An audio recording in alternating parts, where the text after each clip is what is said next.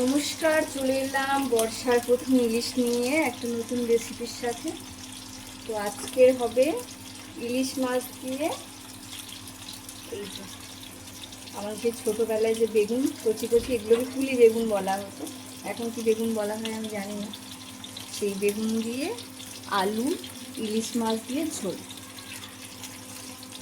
তো ইলিশ মাছ যখন আমাদের ঝোলের জন্য, তখন ইলিশ মাছটা খুব একটা কড়া করে ভাজা হবে না, একটু হালকা করে ভেজে নেবে, নিলেই হয়ে যাবে। আর যদি এটা ভাজার জন্য খাওয়া হয় তখন একটু কড়া করে ভাজলে সুন্দর লাগে খেতে।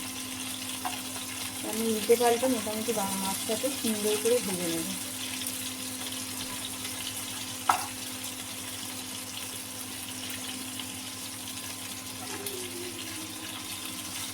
ইলিশ মাছ সব থেকে সহজ রান্না, মানে বলে না, কোনো ঝামেলা ছাড়া যদি কোনো রান্না থেকে থাকে তো সব থেকে সহজ রান্না হলো ইলিশ মাছ। তো আমি এখানে সুন্দর করে মাছটাকে হালকা করে ভেজে নেব প্রথমে। তো এখানে আমার ঝোলের জন্য ঠিক যতটুকু হালকা করে ভেজে নেওয়া দরকার এটুকু মোটামুটিভাবে আমার সেরকমভাবে ভাজা করা হয়ে গেছে। সুন্দর করে হালকা হাতে আমি ভেজে নিয়েছি।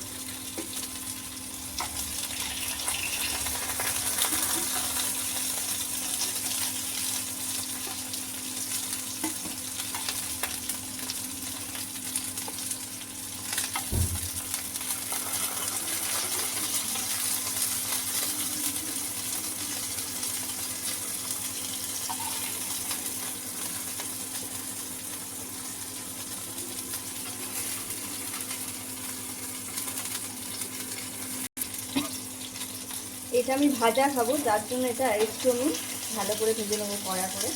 আর এই যে পাশে যে তেলটা বেশি, ওখানে আমি বেগুনগুলো দিয়ে ভেজে নেব।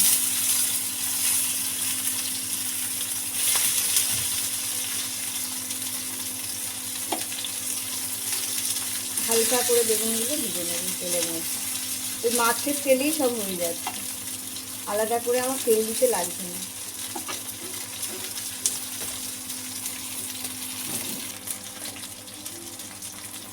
বেগুনগুলো আমি এখানে উল্টে পাল্টে ভালো করে ভেজে নেবো ওই মাছের তেলেই।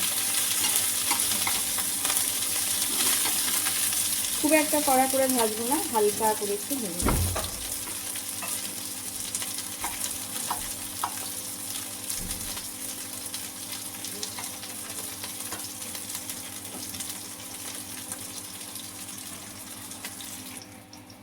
তো এখানে আমার মোটামুটিভাবে বেগুনগুলো হালকা করে ভেজে নেওয়া হয়ে গেছে। এবার আমি এগুলো তুলে নেব।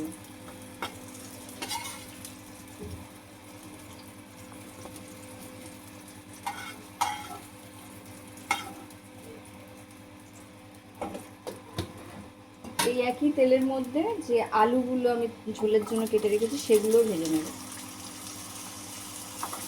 তাহলে কী হবে, আমার রান্নাটা করতে একদম টাইম লাগবে না, খুব তাড়াতাড়ি হয়ে যাবে, খুব কম সময়ের মধ্যে। এখানে আলুগুলো একটু ভেজে নিলাম। এখানে আমার আলু ভাজা হয়ে গেছে, কারণ এগুলো তো ডিপ ফ্রাই হবে না, হালকা করে একটু নাড়াচাড়া করে নিতে হবে, যেহেতু আলুর যে কাঁচা একটা গন্ধ সেটা যাতে চলে যায়। তো এখানে মোটামুটিভাবে আমার সব রেডি। আলুটা এবার তুলে নেব। রান্নার জন্য যে যে উপকরণগুলো আমার দরকার সেই সমস্ত কিছু আমি বেশ সেই মাছের তেলে ফ্রাই করে সব তুলে নিয়েছি।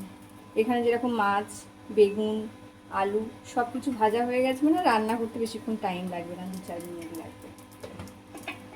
তো এবার আমি মেন রান্নাতে যাব।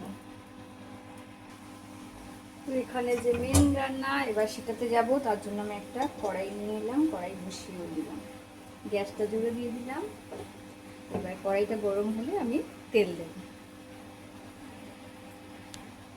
তো এখানে আমার কড়াই গরম হয়ে গেছে, এবার আমি তেলটা দিয়ে দেব।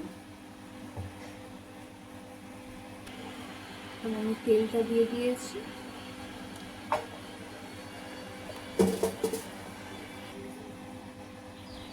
তেলটা মোটামুটি গরম হয়ে এসছে। এবার সব থেকে দরকারি যে জিনিসটা সেটা হলো এই কালো জিরে।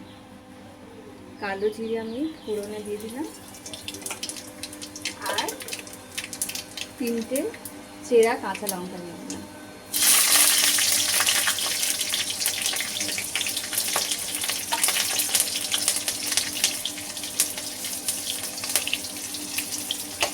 একটু নাড়াচাড়া করে একটা খুব সুন্দর একটা স্মেল উঠবে এটার থেকে। স্মেলটা মানে এমনি সুন্দর লাগবে আর কি। কালো জিরে কাঁচা লঙ্কার একটা আলাদা কম্বিনেশন। তো এবার আমি এখানে এই যে সমস্ত জিনিসগুলো ভেজে রেখেছিলাম, এখান থেকে আমি যেটা দেবো সেটা হলো আলুটা। ভেজে রাখা আলুটা দিয়ে দিই।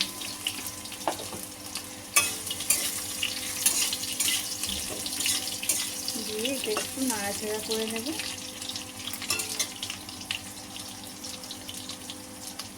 এই যে জিনিসগুলো আমাদের প্রয়োজন, যেমন হলুদ না দিলেই চলবে না, কালার আসবে না সুন্দর।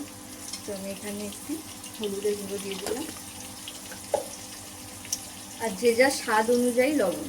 আমি যেহেতু সর্ষে বাটার সময় একটু ওখানে লবণ ব্যবহার করেছি, তার জন্য এখানে একটু অল্প করে দেব। পরে যদি মনে হয় যে কম লাগবে আবার একটু পরে টেস্ট করে আবার তখন একটু দেব। আর এখানে আমি সর্ষে এরকম বেটে রেখেছি।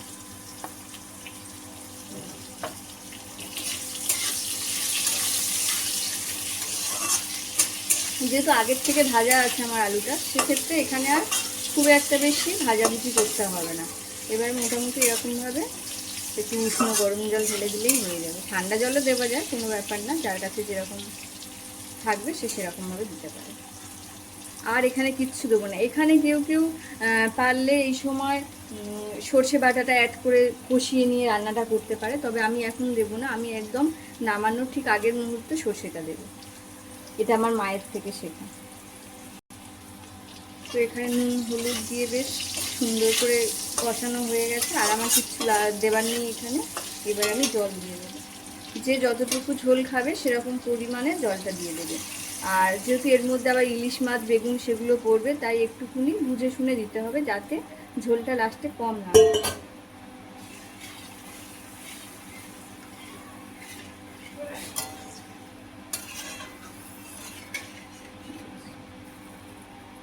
এখন এরকম দেখতে লাগছে, যখন সর্ষেটা পড়বে তখন আবার সুন্দর দেখতে লাগবে। তো এটা এবার আমার গ্যাসটা জোরে দিয়ে ফুটতে দিতে হবে। এই যে তরকারি বক বক করে ফুটতে শুরু করেছে, এবার আমি এখানে ঢাকা দিয়ে দেবো। গ্যাসটা কমিয়ে একটু এই পর্যায়ে ঢাকা দিয়ে দেবো। আলুটা একটু সিদ্ধ হয়ে গেলে তারপরে মাছ আর বেগুনটা দেবো। এখানে আমার মোটামুটিভাবে আলু হাফ সিদ্ধ হয়ে গেছে। এবার আমি মাছ আর বেগুনটা দিয়ে দেবো। এই যে আলু আমার এখানে হাফ সিদ্ধ, পুরোপুরি সিদ্ধ হয়ে গেছে। এবার এই যে ভেজে রাখা বেগুন আর এই মাছগুলো সেটার মধ্যে দিয়ে দেবো।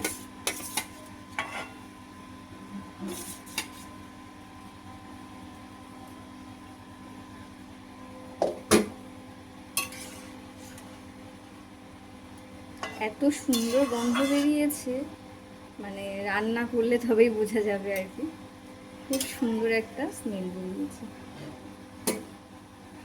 আবার আমি একটু ঢাকা দিয়ে দেব।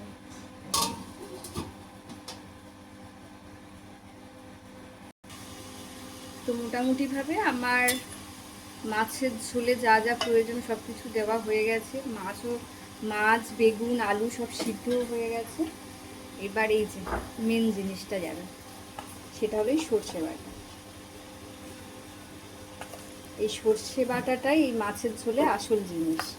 এটা দিয়ে এবার ভালো করে ফুটিয়ে নিতে হবে, নিলেই ব্যাস রান্না কমপ্লিট। এবার আমি এখানে চেরা কাঁচা লঙ্কা 2 কি 3টে দিয়ে দেব। এই সর্ষে আর এখানে আমি একটু চেরা কাঁচা লঙ্কা কয়েকটা দিয়ে দিলাম। এবারে এটাকে হালকা হাতে নাড়িয়ে দেব। সঙ্গে সঙ্গে তরকারির পুরো কালারটাই পুরো চেঞ্জ হয়ে গেল। এরপর যখন ফুটবে আরো সুন্দর দেখতে হবে। মাছগুলো একদম পুরো যেমন পুরো গোটা গোটা মাছ পুরো সেরকমই রয়েছে। এই যে পুরো একদম সুন্দর হয়েছে।